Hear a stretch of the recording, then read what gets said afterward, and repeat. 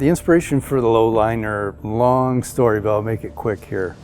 When we do these custom Mopar builds for SEMA, I would like the vehicle to reflect what someone realistically could do with a very realistic budget and realistic skill set and resources to execute the vehicle.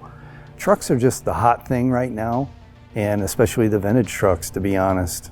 Quite truthfully, never thought it would be this 1968 Dodge Camper Special. These trucks were known as the swept line design. The whole thing is a concept, but the thought of this 5.9 Cummins diesel, put an airbag suspension on it, paint it these beautiful colors that you see right here behind me, and the rest is history. This truck was more special. We purchased it locally. It was relatively rust-free, not dent-free, but rust-free, and turned it into what you see here. But that whole package of the transmission, the manual transmission, and that engine itself is pretty heroic fitting it into this truck. Some of the other subtle touches were just, when you see the tilt front end, it allows you to see all sides of the engine, the 5.9 diesel hiding underneath.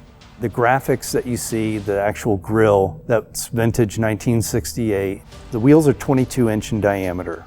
They appear to be like old school stamped steel wheels from the past. They're actually milled aluminum, made to look like stamped steel wheels. The tail lamps were all new. The bench seat we basically just recovered. And a little bit of a tip of the hat to Mopar too. If you look at the headliner, we've covered that in this blazing saddle tan leather, and then we've got the Mopar Omega M and some filigree stitched into that. So it's a cool little detail that you don't see until you're actually in the driver's seat and you're starting to look around in the environment and you see that. It's pretty neat. I think it'll catch some people off guard. I hope they appreciate it. I think the Mopar aficionados and enthusiasts will nod their head in approval. So it's kind of exciting. And once again, this is for 2019 SEMA. There are no rules.